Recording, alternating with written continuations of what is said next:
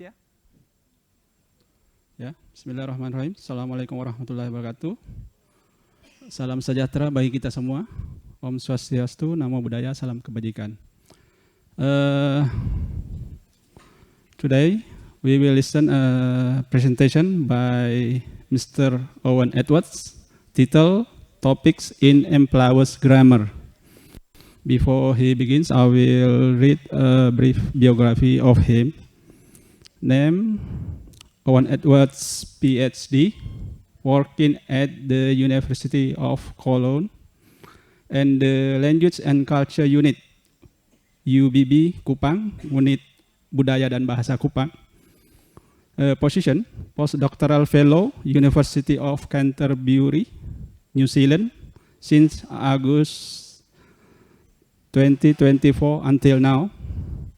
Other roles: Managing Editor for Oceanic Linguistics since January 2019, Linguistic Advisor on the Managing Board of the Language and Culture Unit, UBB Kupang.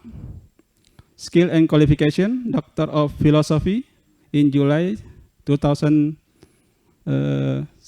at Australian National University with a thesis title Metathesis and Metathesis Parallelism and Complementary in Amarasi, Timor. Bachelor of Arts with First Class Honors 2012, Australian National University. Majors Linguistics and German. Subthesis Grammatical Function in Tolaki. Awards: Stephen Worm Graduate Prize for Pacific Linguistic Studies 2018. Reginald de Bray Prize for Linguistics 2012. He is currently still researching the Employers language since 2023. That was a brief biography of Mr. Owen Edwards. There's still much more, but we haven't had the chance to read. Okay, let's invite Mr. Owen Edwards to present his paper. Please, Mr. Edwards. Ya, terima kasih. Bisa dengar? Begini, bisa dengar? Oke. Ya, yang pertama saya minta izin untuk berbicara pakai bahasa Indonesia, tapi saya lebih biasa berbicara bahasa Melayu Ambon. Jadi kalau nanti ada sedikit Melayu Ambon yang keluar, saya minta maaf. Yang penting kalian mengerti, ya. Bagus juga, oke. Jadi ya, kita mulai. Ya, hari ini saya mau berbicara tentang ciri-ciri tata bahasa Empelawas. Ini tanda di depan kampung Empelawas. Yang pertama, beberapa informasi tentang bahasa Empelawas. Jadi di Maluku Tenggara ada satu pulau kecil bernama Pulau Babar. Kalau mau masuk pulau itu harus naik kapal. Harus naik kapal dari Saumlaki atau dari Ambon. Jadi di Kepulauan Babar ada sekitar 12 bahasa.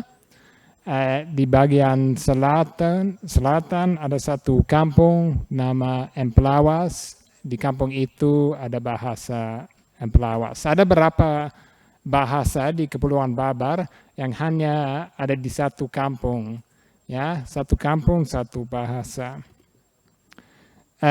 Kampung Empelawas, kampung sangat kecil, ada sekitar 250 penduduk. Di kampung ada sekolah dasar, SD, ada gereja, ada sekolah PAUD, ada puskesmas. Itu saja. Kalau anak mau ikut SMA atau SMP harus ke kampung lain. Jadi kampung sangat kecil. penutur bahasa Empelawas tinggal 14 orang yang fasih bahasa.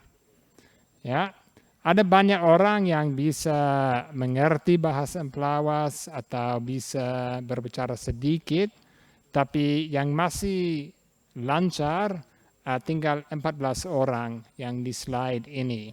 Yang 14 orang ini yang masih bisa bercerita atau ya berbicara lancar.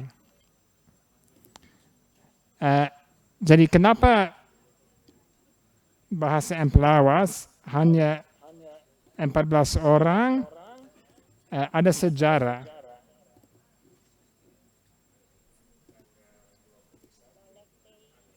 Nolek tei watek talela koto. Leki nusi iplat. Seika klioile kukumuk lol kukiulekle. Leki tamumu tawable ile. Peiro, ubika, nanayo, tarmena, tamumu tawable ile. Pak pisar mumun la leki rapi. Mese le prenete leki nuse salmon tirmirka suate kukli. Leki tuasol muse. Ikarwe sosor tata. Ware alele. Woswuki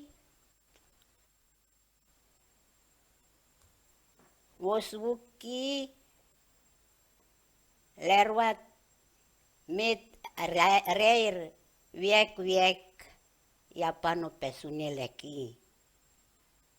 Yapano nusi sinuara. Yapano pelewak sepak me sapas la ukuran yo. Ware orkayo le sepak ne kakar. Lewak pak pisar roti ta remur yapano ter. Orkayo le paru. Ele yapano lewur.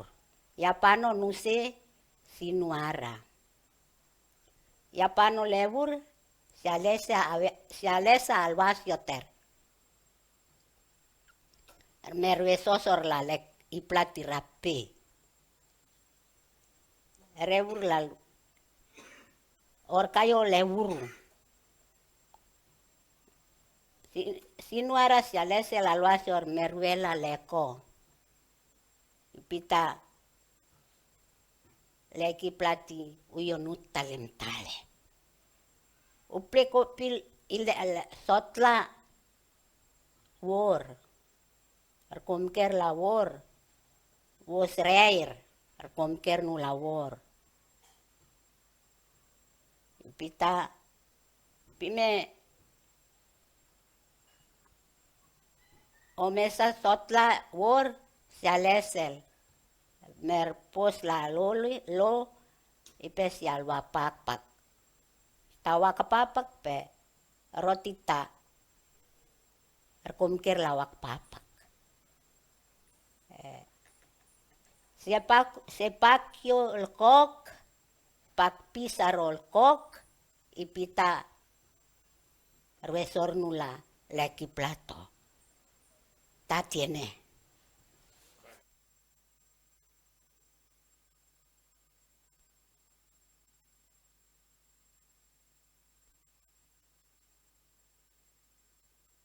Ya, jadi waktu Perang Dunia Kedua ada pembunuhan. Jadi orang Jepang bunuh banyak orang Empelawas. Katanya sisa hanya 70 orang. Jadi habis itu ada banyak kawin-mawin, banyak rumah mungkin mama yang tahu bahasa Empelawas tapi bapak tidak tahu atau bapak yang tahu. Jadi bahasa rumah itu Melayu Ambon. Jadi sekarang kurang ada orang yang berbicara bahasa Empelawas karena banyak orang dibunuh oleh Jepang. Jadi penelitian saya itu dokumentasi. Saya rekam orang pakai bahasa mereka, lalu saya kerja sama orang, transkripsi, tulis bahasa, sama terjemahkan ke Melayu Ambon. Jadi penelitian ini didukung oleh Universitas Patimura di Ambon. Jadi saya mau ucapan terima kasih semua orang di Unpati yang dukung penelitian ini. Bahasa Emplawas itu masuk rumpun bahasa Austronesia. Jadi satu keluarga dengan bahasa Indonesia dan kebanyakan bahasa di Indonesia. Tapi ada banyak perubahan bunyi. Jadi banyak perubahan bunyi termasuk perubahan yang sedikit aneh. S jadi T, N jadi L, ada yang lain-lain. Jadi banyak kata yang berasal dari Proto-Austronesian, berasal tapi beda jauh, bentuk beda jauh karena ada banyak perubahan bunyi. Sampai sekarang kurang ada penelitian tentang bahasa di Kepulauan Babar, yaitu pulau terpencil, jadi kalau orang mau ke sana setengah mati. Jadi 30 tahun yang lalu Mark Taber keliling Kepulauan Babar, dia kumpul data kosakata tentang hampir setiap bahasa. Lalu ada berapa hal atau berapa bab atau buku, tapi singkat sekali, ya 7 halaman atau 8 halaman. Jadi penelitian saya mau penuhi lubang ini, ya, supaya kita bisa tahu struktur bahasa di Kepulauan Babar bagaimana. Yang pertama, fonologi bunyi. Jadi ada 11 konsonan dengan 6 vokal. Yang tertarik 6 vokal ini termasuk 2 bunyi E. Ya, tulisan begini. Jadi mungkin kita coba dengar perbedaan bunyi E2 ini. Jadi kalian dengar pertama yang nama Kampung Tepa baru 2 kali, baru minum 2 kali.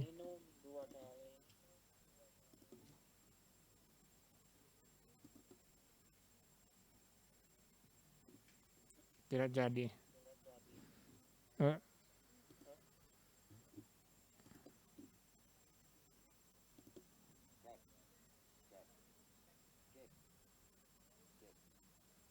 Ya, tidak dengar kah? Oke. Kita lanjut saja.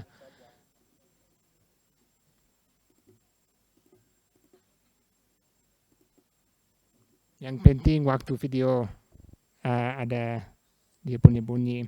Jadi ada satu vokal yang bunyi E itu posisi lidah di depan mulut, dengan sedikit tinggi tapi tidak tinggi sama I. Ada juga bunyi E yang lidah di bawah sedikit. Jadi kalau Kampung Tepa dong bilang kep, tapi kita minum kip. Jadi waktu saya tanya orang Emplawas tentang kata-kata ini, mereka bilang kata beda tapi tulisan sama.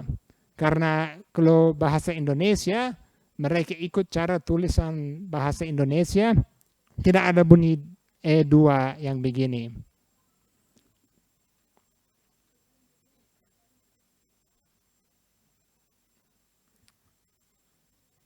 Ya, oke. Tapi tidak semua penutur punya dua bunyi E. Jadi kontras ini mulai hilang. Kalau struktur kata ada beberapa hal yang aneh atau luar biasa yang jarang diketemui di bahasa lain. ada banyak kata yang punya satu silabel saja.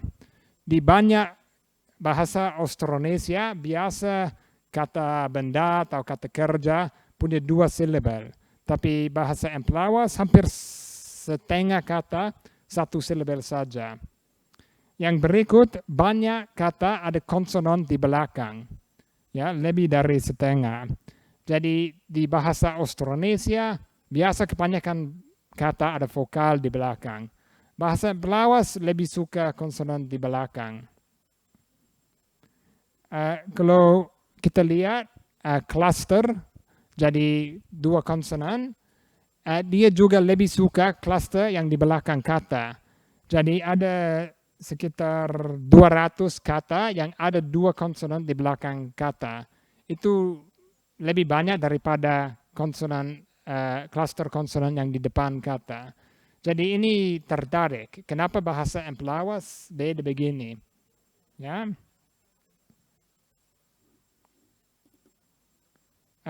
Terus ada cluster konsonan Geminate, yaitu 2 konsonan yang sama, tapi hanya plosif.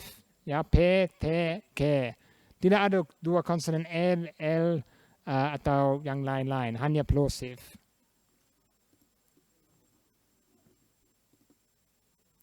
Oke, morfofonimik itu bentuk kata waktu tambah afiks atau lain-lain. Bunyi Y biasa waktu dia ada di belakang kata, dia biasa hilang, tidak muncul. Tapi kalau tambah sufiks di belakang kata, kalau ada kata yang punya Y di belakang, Y itu muncul.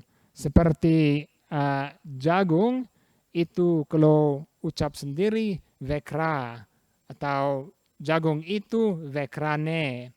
Tapi tambah sufiks O di belakang, vekrayo. Ada Y yang muncul. Beda dari kata lain seperti ura yang ke darat, tidak ada Y. Ya, tambah sufiks Y tidak muncul. Kalau sufiks atau enklitik mulai dengan konsonan, ya itu muncul di belakang konsonan. Jadi muk itu ada ya, tapi dia tidak muncul di belakang kata muk mati, tapi di belakang te, muktie. Jadi dulu itu metathesis, ya, 2 huruf yang tukar tempat. Tapi ya, jadi ada huruf Y atau bunyi Y, tapi dia tidak muncul di belakang kata. Harus tambah enklitik atau sufiks, baru dia muncul. Ada juga perubahan konsonan, consonant mutation. Jadi kalau M sambung dengan L, bukan ML, tapi dia jadi P. Atau M sambung dengan M, jadi P. L sambung dengan L, jadi S. Kalau waktu tambah prefix atau sufiks, ada perubahan bunyi. Oke, morfologi itu struktur kata afiks dengan sufiks. Bahasa Emplawas tidak ada banyak prefix dengan sufiks. Ada berapa? Kata kerja punya sekitar 4 prefix atau sufiks. Kata benda ada 4. Kata sifat ada mungkin 2. Ada juga prefix atau sufiks yang saya belum mengerti. Ya, saya belum mengerti betul-betul dia punya fungsi. Seperti yang di belakang kata sifat. Oke, subject agreement. Jadi hampir setiap kata kerja dia muncul dengan prefix yang menunjukkan subject. Siapa yang bikin? Seperti saya pergi ada prefix untuk saya, atau kamu pergi ada prefix untuk kamu. Ada sekitar 6 kelas kata kerja.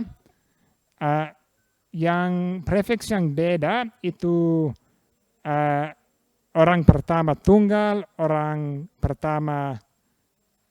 kedua tunggal dengan orang kedua jamak. Yang lain biasa tetap sama.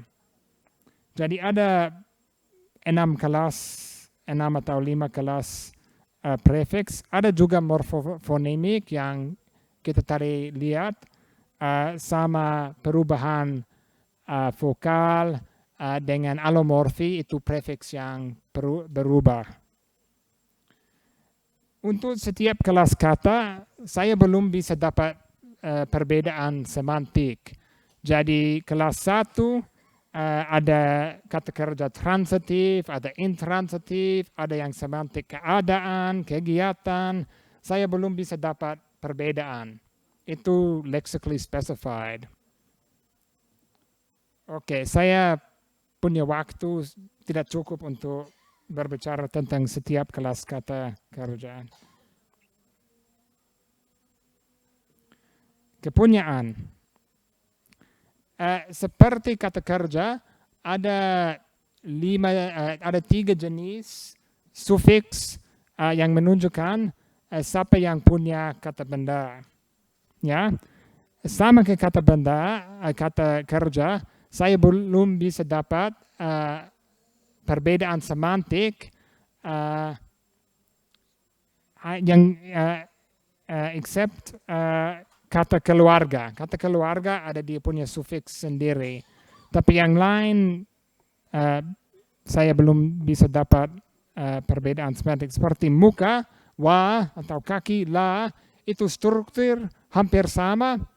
Dia punya semantik juga hampir sama. Itu anggota tubuhan. Tapi satu muncul dengan sufiks lain dari yang lain.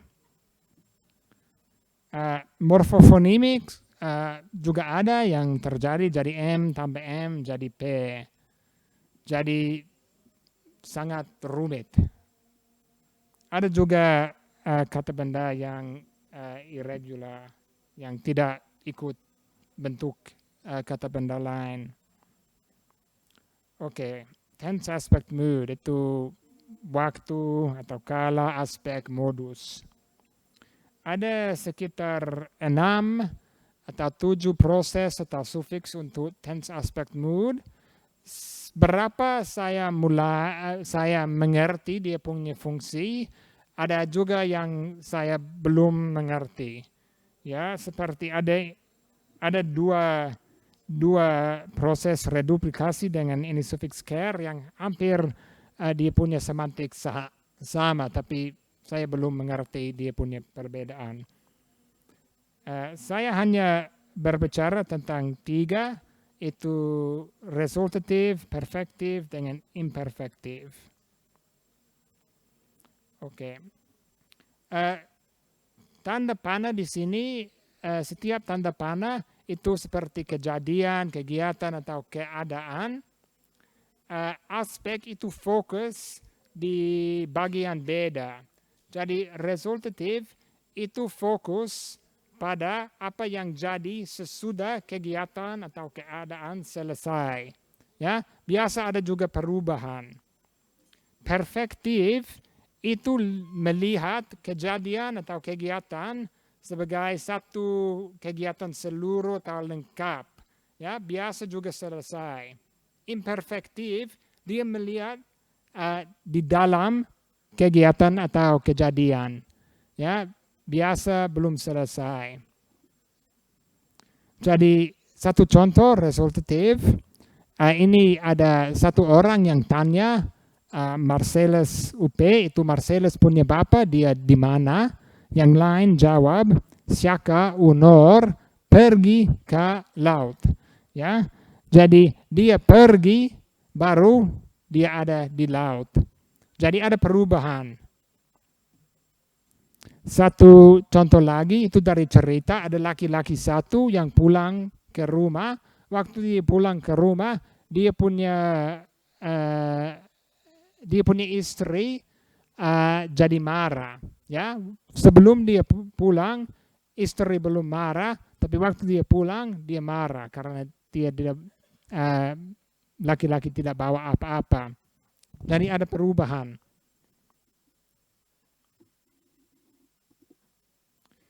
Untuk perfektif dengan imperfektif, kita bisa bandingkan 2 kalimat ini, yang di atas, yang di bawah. Di atas, kita minum, habis itu lalu kita pergi.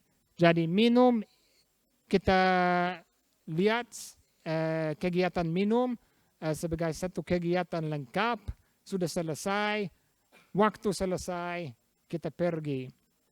Kalau di bawah, itu waktu saya minum, saya angkat saya punya muka, saya lihat di atas. Jadi dia belum selesai minum belum selesai, tapi waktu sementara minum, dia lihat ke atas. Ya. Satu contoh lagi, yang di atas, satu orang bilang, ya kemarin kita berbicara tentang hal itu. Jadi berbicara sudah selesai. Yang di bawah, ini dari cerita yang orang yang berbicara tentang cara tembakau. Waktu saya rekam, dia ada pegang batang tembakau. Dia bilang, ya tembakau ini yang kita ada sementara berbicara. Jadi masih diproses, belum selesai. Kita masih berbicara tentang tembakau.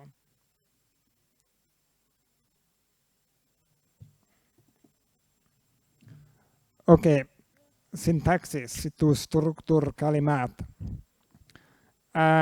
Struktur sederhana itu subject, verb, object.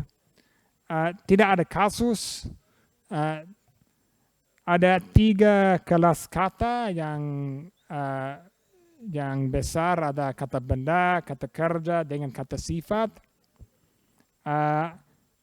Kata modifikasi atau kata sifat ikut kata benda, tapi pemilik atau yang punya itu muncul di awal yang dimilik. Tidak ada valency changing morphology seperti pasif atau causative. Ada mungkin aplikatif saja. Oke, sintaksis frasa nomina. Ada satu sufiks o yang muncul di belakang kata benda. Kebanyakan fungsi saya mengerti, tapi ada juga saya belum mengerti. Jadi nanti kalau saya tunjukkan, kasih tunjuk dia punya kalimat. Kalau ada orang di sini yang mungkin bisa dapat dia pun arti, itu bantu. Jadi kebanyakan kata benda bisa muncul dengan sufiks o ini. Dia hanya muncul di belakang frasa nomina. Pemilik, hampir semua pemilik muncul dengan sufiks ini. Tidak muncul dengan nama orang atau nama tempat. Waktu orang tanya, kalau orang jawab seperti mau kemana, kalau saya mau jawab saya ke laut, unor, saya tidak pakai sufiks ini. Yang ini mungkin terkait dengan dia punya fungsi di cerita. Biasa kata yang muncul dengan sufiks o tidak terlalu penting untuk cerita. Ini saya belum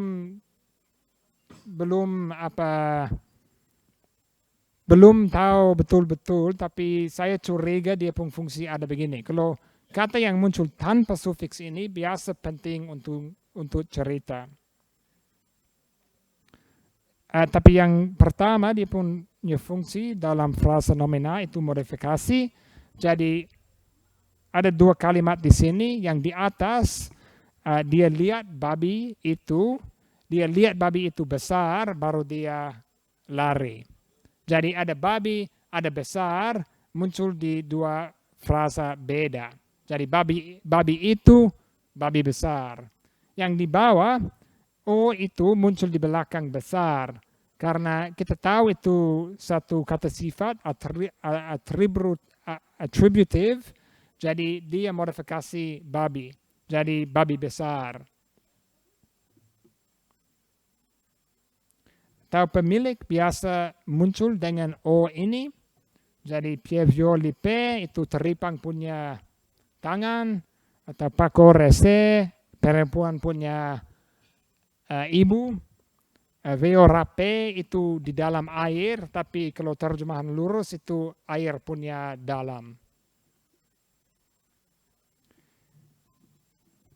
Kalau dia punya fungsi dalam cerita, kata benda yang muncul tanpa sufiks ini biasa penting untuk cerita.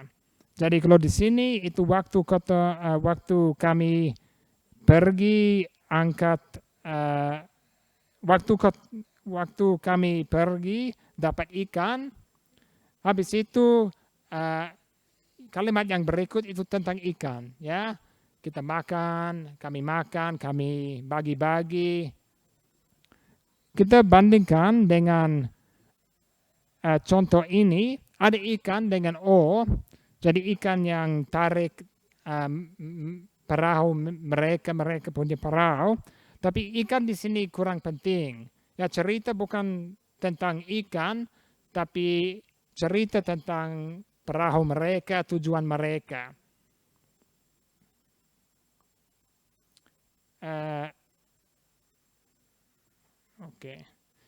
Satu contoh lagi ini tentang bubu atau perangkapan ikan.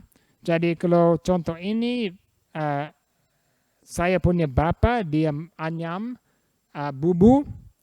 Kalimat yang ikut semua tentang bubu itu. Jadi bubu itu penting untuk cerita.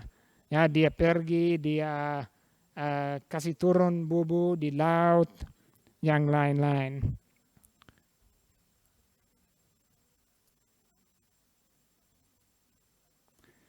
Tapi kalau contoh ini ada O di belakang bubu, tapi kalau saya bandingkan contoh ini dengan yang tadi, tidak terlalu beda. Ya, kalimat berikut itu juga tentang bubu.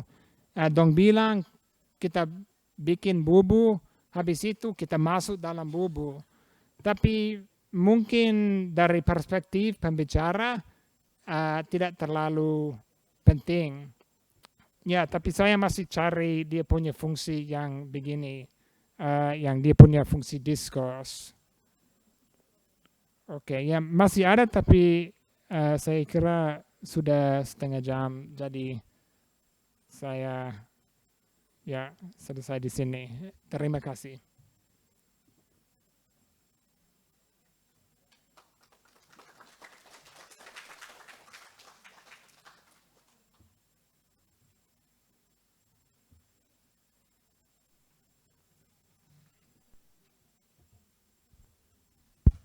Ya, terima kasih.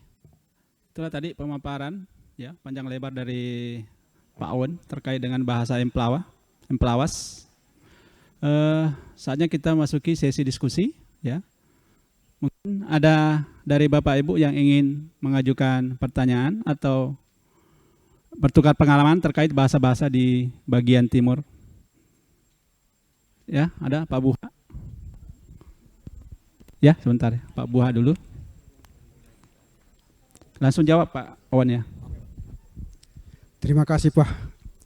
Jadi teringat waktu kami pemetaan ke Empelawas Pak.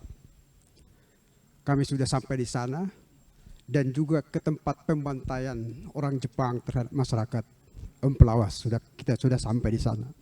Itu dalam hal kegiatan pemetaan bahasa. Dan sekalian waktu itu kami meneliti pitalitas bahasa Empelawas. Tapi kami tidak sampai ke masalah struktur karena keterbatasan waktu. Yang menjadi pertanyaan Pak, apakah Bapak mempunyai instrumen, alat untuk menentukan struktur bahasa, khususnya bahasa-bahasa di kawasan Pulau Babar? Mungkin belum semua struktur bahasa yang ada di Pulau Babar itu teridentifikasi. Terima kasih Pak. Itu saja.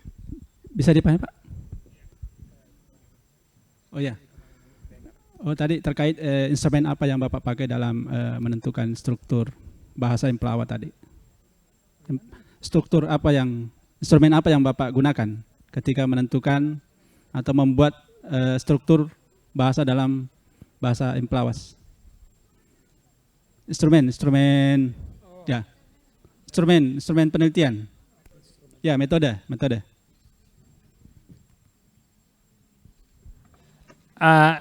Yang metode penelitian atau instrumen penelitian itu dia punya cara penelitian. Ya, jadi itu dokumentasi, jadi rekam cerita. Saya tidak ikut cara elisitasi, tanya orang bagaimana saya berbicara begini. Saya kumpul banyak cerita, lalu saya lihat di cerita ini, seperti saya cari semua kalimat yang ada K, yang resultatif. Lalu saya lihat dia punya arti bagaimana. Saya bandingkan dengan kalimat yang tidak ada kata K. Ya, jadi saya kumpul banyak cerita, baru saya lihat, bandingkan kalimat yang hampir sama atau hampir beda. Seperti yang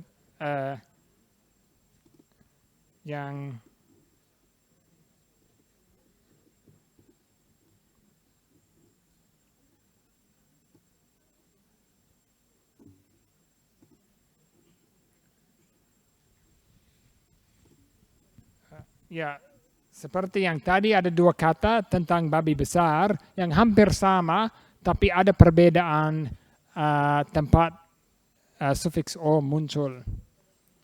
Jadi, ya itu cara penelitian. Itu seperti korpus linguistik, ya, karena saya kumpul satu korpus cerita, lalu saya lihat kalimat-kalimat. Berapa hari lagi saya kembali ke Kampung Empelawas, jadi saya juga mau tanya orang, kalau saya hapus kata K di sini dia punya arti bagaimana, ya, untuk lebih tahu dia punya arti. Ya. Ya, itu ya Pak Buha. Pak Fandi silakan.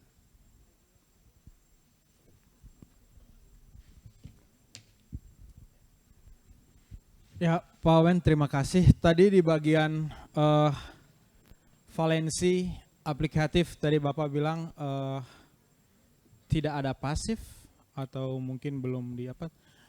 Saya membayangkan kalau seandainya mereka mau mengkonstruksi bagaimana menonjolkan argumen passion penderita itu ditonjolkan, itu kira-kira seperti apa, dan mungkin karena kita pernah email terkait bahasa-bahasa di Flores, Pak, apakah konstruksinya seperti bahasa-bahasa di Flores? Terima kasih. Ya, ya, tidak ada pasif, tidak ada kausatif. Contoh kalau kata turun dalam bahasa Empelawas ada kata turun, tapi itu bisa turun atau bisa kasih turun atau menurunkan, ya. Jadi dalam konteks kita tahu dia punya arti. Kalau itu orang, seperti kalau dalam kalimat saya turun atau dia turun, itu jelas itu orang yang turun. Tapi kalau kita terjemahan lurus, saya turun kayu, dari konteks kita tahu itu orang yang kasih turun kayu, yang kausatif. Kalau pasif itu sama, itu dalam konteks itu biasa, jelas. Jadi saya juga kaget waktu saya belajar bahasa Empelawas, tidak ada kausatif. Pasif, kurang ada bahasa di bagian timur yang ada pasif. Tapi kausatif yang itu biasa ada. Itu mungkin bisa pakai kata kerja bikin untuk membentukkan kausatif, tapi itu jarang ada. Mungkin satu atau dua contoh di semua saya punya cerita. Biasa kata benda itu dia punya arti kausatif atau tidak kausatif, itu jelas dari konteks. Ya. Ya. Berikut kita berlari ke penanya ke Zoom, ya. Kita ke Zoom atas nama Bapak Valentino Pamolango. Ya. Silakan Bapak Valentino. Thank you. Hi, Owen. Actually, it was a very interesting topic. Dan saya tahu mengerjakan grammar itu time consuming. Belum lagi harus sabar. Kebetulan saya sedang mengerjakan grammar bahasa Andio. Fonologi, morfologi sudah lewat dan sekarang masuk ke sinteks. Dan harus membahas tentang realis dan irrealis itu cukup sangat stres. That's very simple question to you. How could you motivate yourself to conduct all the grammar until you finish? Kemudian bagaimana, sudah berapa lama mengerjakan grammar employers ini? Jadi kadang-kadang, apalagi sebagai penutur luar, dan sedangkan saya penutur asli bahasa Andio sendiri. Jadi bagaimana Anda memotivasi diri dan mengerjakan? Terima kasih, Pak Wan. Ya, ya, pertanyaan bagus. Apakah saya motivasi? Untuk saya, kalau saya dapat contoh kata yang saya belum mengerti, saya mau mengerti. Karena untuk saya itu kurang bagus kalau saya bilang ya ini satu suffix atau satu enkletik, ada apa yang tentang modus atau aspek, tapi kurang jelas. Jadi saya mau cari tahu. Tapi sebenarnya saya juga lebih tertarik tentang fonologi, morfologi daripada sintaksis. Jadi itu saya punya beta kurang. Ya, jadi saya punya tujuan mungkin tidak bisa tulis tata bahasa lengkap karena ini proyek itu dokumentasi. Ya, motivasi itu kalau ada pertanyaan yang belum jelas, saya mau tahu dia pun jawaban. Tapi ya setiap orang ada tata bahasa beda yang tertarik. Jadi untuk beta lebih tertarik dengan morfologi, fonologi daripada sintaksis. Tapi ada yang lain yang lebih tertarik dengan sintaksis.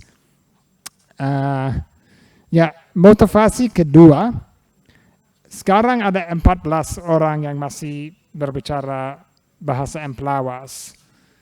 Kalau 20 tahun ke depan atau 30 tahun ke depan, tidak ada orang lagi. Jadi waktu sekarang, kalau kita mau tahu struktur bahasa Emplawas, harus dapat sekarang. Ya, dari 14 penutur ini, ada juga yang lebih lancar dari yang lain. Jadi saya tadi kasih tunjuk yang contoh yang jelas dari orang yang paling lancar. Tapi struktur juga mulai berubah. Ya, jadi itu motivasi kedua. Kalau 20 tahun ke depan, 10 tahun ke depan, tidak ada kesempatan lagi. Jadi ya itu sangat motivate me, ya, karena harus sekarang. Baik, masih ada dari floor? Ada lagi pertanyaan, Bapak Ibu? Kalau tidak ada, ya masih ada. Mbak Nisa, silakan.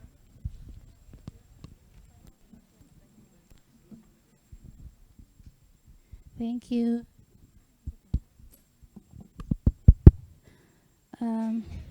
Yeah, I might have missed it because I came a little late. I'm just curious about did you already discuss about pronominal paradigm? And then did you observe if there's any like in the paradigm that they have, if you put it in syntactically, they have agentive clitics and then patient clitics. Also, I'm curious if the language has like some kind of one word for aspect, but then if you reorder, it can be like placed pre-verbally or post-verbally. The same morpheme can have different meanings because that's what I've seen in Saparua. Thank you. Yeah, so the second question I'll answer first. So all the aspect markers occur post-verbally, and they can't occur pre-verbally. So you can't move them around. In terms of the different paradigms, I haven't looked yet in great detail.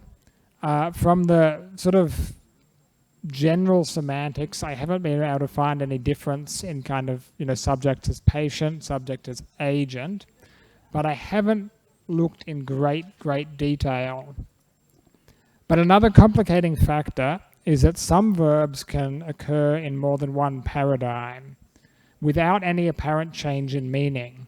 So there's some verbs that can be like verb class 4 or 5, and they seem to have exactly the same meaning. So this is part of the reason I tend to think it's partially lexically specified. But I haven't yet investigated every kind of semantic possibility. I've looked at transitivity. I've looked at the inherent aspect, like whether it's a process, whether it's a state, whether it's an activity, and I haven't found anything. But I haven't looked in great detail at things like subject as patient or agent. And I also haven't looked at it statistically. So it might be that we find, for instance, that transitive verbs tend to occur in one paradigm and intransitive verbs in another, or processes or states. So far, I've just looked at it sort of from a bird's eye view, and I found each type of verb and each type of paradigm. But it might be that if I look in more detail, I'll find that, 3/4 of all transitive verbs occur in a particular paradigm. And then there just might be a bit of unexplained residue. So there's still lots of unanswered questions there. But from a sort of bird's eye view, it looks like it's mostly lexically specified. But I have to look in more detail to sort of really decide that that's the case. Ya, cukup? Masih ada? Oh, masih ada satu, ya. Masih ada satu lagi ya, terakhir.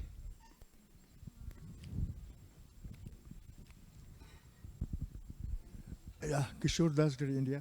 Ini pertanyaan yang saya mau tanyakan itu pertanyaan kecil. Berapa banyaknya penduduk desa Emplawas, dan diantaranya berapa banyak yang berbahasa Emplawas itu?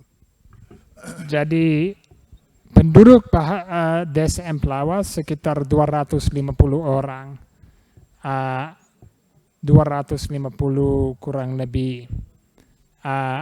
Penutur yang lancar 14 orang. Tapi ada juga banyak orang yang tahu sedikit, bisa berbicara sedikit-sedikit, atau bisa mengerti, tapi tidak bisa bercerita. Ya, jadi dari perspektif language vitality, ini bahasa yang moribund, yang mau mati. Tapi di sekolah mereka mengajar bahasa Emplawas juga, tapi dia punya hasil bukan anak yang bisa berbicara bahasa Emplawas. Hasil mereka bisa hitung 1 sampai 10 atau bisa menyanyi lagu dalam bahasa Emplawas. Jadi saya punya tujuan itu dokumentasi bahasa supaya itu bisa hidup sebagai simbol, tanda budaya orang Emplawas. Ya, itu sangat bagus kalau orang mau kasih hidup lagi mereka punya bahasa, tapi itu harus dari penduduk Emplawas. Jadi saya senang kalau 40 tahun ke depan anak masih bisa hitung 1 sampai 10 dalam bahasa Emplawas atau nyanyi lagu dalam bahasa Emplawas. Masih ada mereka punya bahasa. Di kampung dekat Emplawas ada satu kampung ke timur, bahasa masih kuat, anak belajar bahasa. Desa ke bagian barat, bahasa sudah hilang. Tidak ada bahasa lagi, tidak ada apalah saja. Tidak ada orang yang bisa hitung, tidak apa pakai bahasa Melayu Ambon. Katanya ada satu orang yang dengan umur 93 yang masih tahu bahasa Tutuawang yang kampung itu. Jadi ya. Ya, silakan. Satu.